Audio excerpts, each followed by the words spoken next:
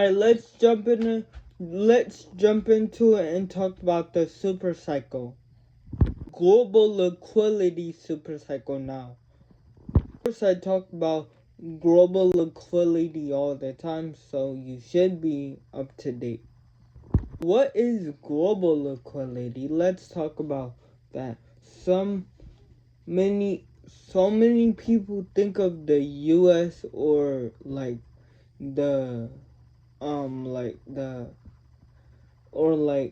just different things. Federal Reserve into things like that.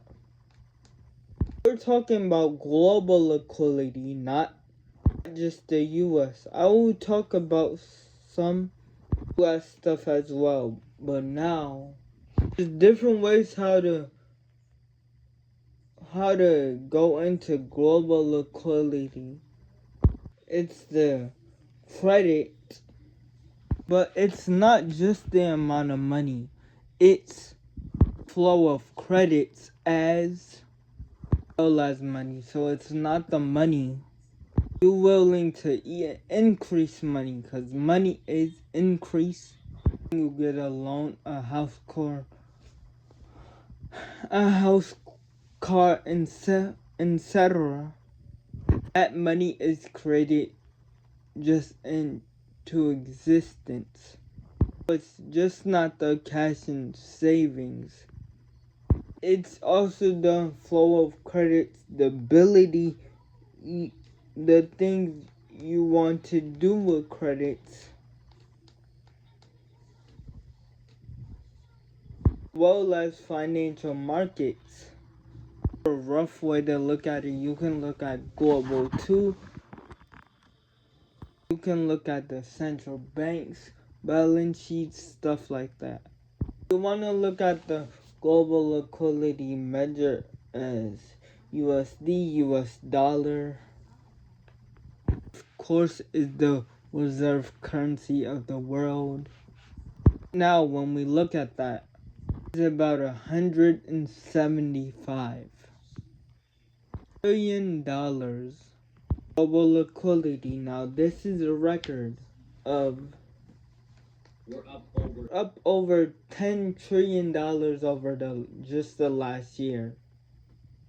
We're skyrocketing higher, but the question is, what does liquidity do to asset prices?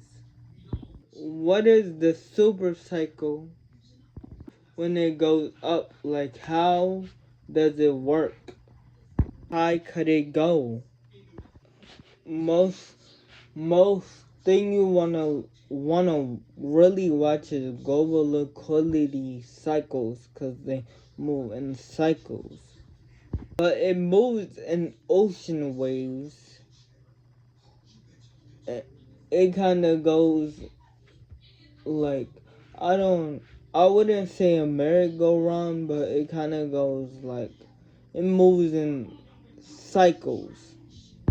And it moves in 4-year cycles, so you gotta really watch that about liquidity.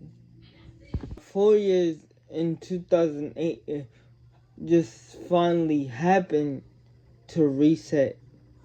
Then financial crash, then 16, 20, 2012, years like that. Each one of them, some people say it's too late. Big prices are going up higher. It's too late. And these one thing you don't do. You don't compare the bottom of the cycle to the top of the cycle. And so, like, that doesn't mean focus on the top or the bottom, because you can really focus on both. Like, once it goes up, now let's talk about where's liquidity going. First off, and y'all can look this up because I'm not putting this on YouTube. You can look at the global liquidity chart. and you can see it's going vertical like this, kind of like this, but it's like this, the opposite way. And you also can see it growing from 2013 if you look it up to 2025, and it actually did good. It's like a wave. It's like gonna go up and down, but like I can call it like the only thing I can really compare to is ripple waves. Like if you look at the US, you can see it going like it's basically 3 lines, like 4 lines, and we tend to go up, and go up, and go up till we can't go up no more on the chart. If y'all know what I'm talking about, y'all can look up the US liquidity chart. All y'all do is gotta look up the US liquidity chart. The reason why this is important so we can check the rate of change to see where it's going. What we know, the US market has expanded into, like we can use 10% moving forward. However, the market shows that it used to go from 10%.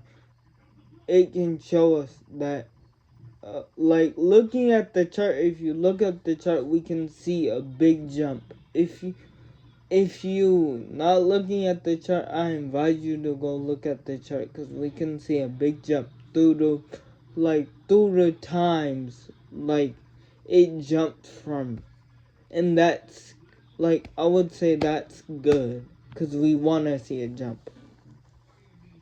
Just take 10% since 2019. So 2032 we will have about 300 trillion. The US government and the IMF and the BIMF and things like that, just say we go up by the same rate we're at, 350 trillion. What does that mean for different assets? Assets love liquidity. Why? Well, because assets are denominated to US accounts, like stocks, like real estate, like coal, like gold, like Bitcoin, like some things like oil, like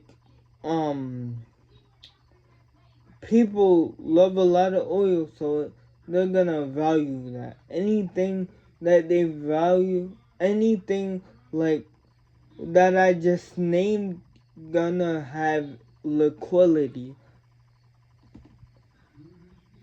The big thing is my channel's about liquidity. Like there's so much